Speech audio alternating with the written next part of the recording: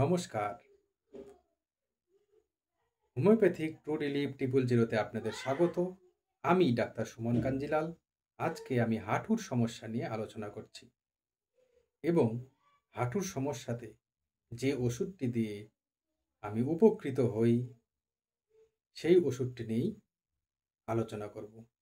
এটি হোমিওপ্যাথিতে একটি দারুণ মেডিসিন। যদি লক্ষণ থাকে তাহলে দারুণভাবে কাজ করে এই ওষুধটি। আপনারা প্রয়োগ করে দেখতে পারেন। যদি এই সমস্যাগুলি আপনাদের থাকে, যেমন ঠান্ডা এবং ভেজা আবহাওয়ায় বেড়ে যায় ব্যথা, মানে বৃষ্টি এবং স্যাঁতসেঁতে আবহাওয়ায় ব্যথাটা বেড়ে যায়, বসে বা শুয়ে থাকলে ব্যথাটা বাড়ে, রাত্রে ও সকালে ঘুম থেকে উঠলে ব্যথা বাড়ে, চলাফেরা করলে ব্যথাটা ধীরে ধীরে কমে যেতে থাকে এবং স্বস্তি পাওয়া যায়। গরম জলে এবং গরম সেকে ব্যথা কমে, কিন্তু ঠান্ডায় ব্যথাটা বেড়ে যায়। অতিরিক্ত পরিশ্রম এবং ভিজে জায়গায় বসার ফলে ব্যথা বেড়ে যায়।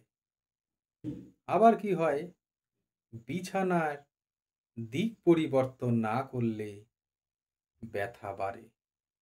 যদি আপনারা একদিকে শুয়ে থাকেন তাহলে ব্যথাটা বাড়বে। আপনাকে বিছানায় শুলে এদিক ওদিক করতে হবে। যদি আমরা দিক পরিবর্তন না করেন তবে ব্যথাটা বাড়বে।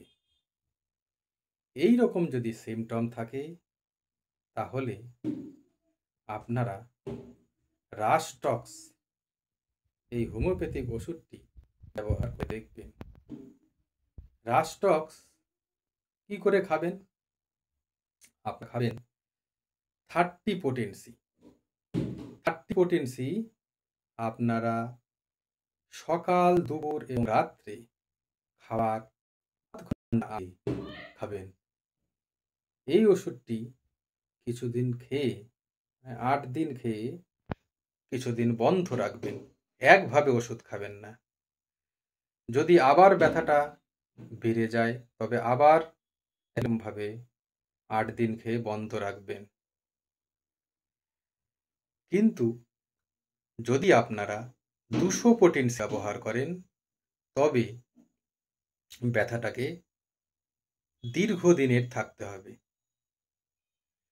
আর আপনারা যদি 1000 পোটেন্সি ব্যবহার করেন তবে একজন ভালো চিকিৎসকের পরামর্শ গ্রহণ করেই খাবেন। তাছাড়া আপনারা ওষুধ খাবেন না, কারণ যদি 1000 পোটেন্সি ব্যবহার করেন তবে এই ব্যথাটা বেড়ে যেতে পারে। তাই উপযুক্ত চিকিৎসক ছাড়া এই 1000 পোটেন্সি ব্যবহার করা যাবে না। তাই নমস্কার, আজকে এই পর্যন্তই।